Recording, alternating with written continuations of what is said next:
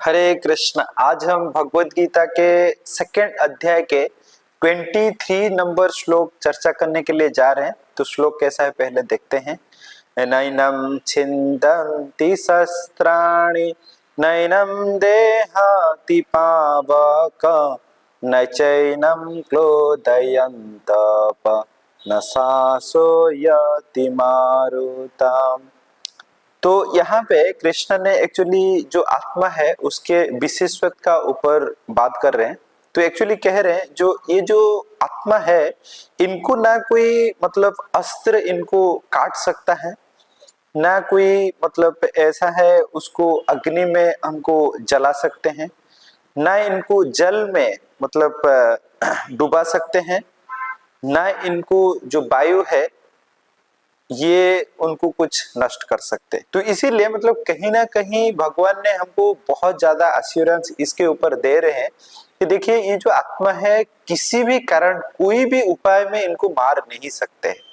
क्योंकि देखिए हम लोग भगवत गीता तो सुन रहे हैं, हम लोग कभी ना कभी, और पर्टिकुलरली देखिए भारत में जो जन्म लिए हैं कहीं ना कहीं तो हमको थोड़ा बहुत ज्ञान है, हम लोग आत्मा है शरीर नहीं है, ये बस हम कहते हैं, लेकिन इतना हमको कन्विक्शन नहीं है यहाँ पे। इसीलिए कृष्ण ने कह रहे हैं कि देखिए ये जो आत्मा है इनका ना कभी विनाश होता है, ना कभी इनको किसी भी अस्त्र वायु या अग्नि किसी के हिसाब से हम लोग इसका नष्ट नहीं कर सकते हैं।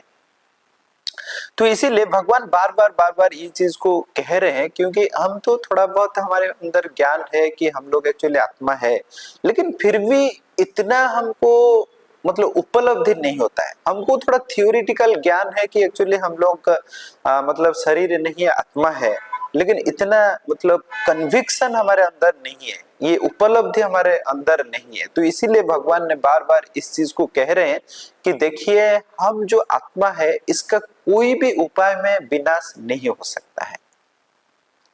तो इसीलिए कह रहे हैं कि देखिए व्यक्ति किस किस हिसाब से मृत्यु हो सकता है उनका, हो सकता है उनका नेचुरल कैलामिटी के साथ मृत्यु हो जाए, या नहीं तो कोई उनको मार दिए, तो इस हिसाब से होता है ना। तो अगर कोई मारने के लिए आपको ट्राई कर रहे हैं तो मार नहीं सकते, क्योंकि कोई भी उत्पन्न जो आत्मा है उनको विनाश नहीं कर सकता। हो सकता है नेचुरल कैलामिटी से किसी का मृत्यु हो। नेचुरल कैलामिटी क्या क्या हो सकता है जल में डूब गए, हो सकता है अग्नि में जल गए, या हो सकता है कि वायु के हिसाब से कहाँ पे गिर गए, तो ये हो सकता है।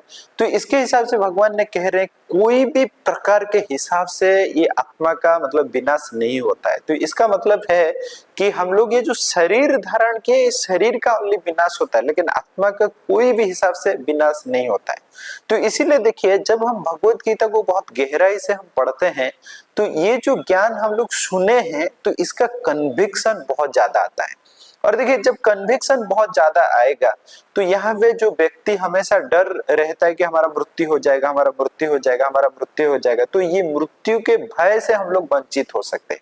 और जब मृत्यु के भय से हम वंचित होंगे ना कहीं देखिए मृत्यु को डरते हुए, या मृत्यु हो जाएगा सब कुछ छूट जाएगा, इसके हिसाब से ना हम लोग कहीं ना कहीं हमारे जो कर्म है उसको इतना उसको कैसे अच्छा किया जाएगा उसके हिसाब से हम ध्यान नहीं देते। हम ज्यादा ध्यान देते ये जीवन कैसे अच्छे से जी लो, क्योंकि ये जीवन तो ही सब कुछ है ना, ये जीवन के बाद कुछ नहीं है, ऐसा हमारा मानना है।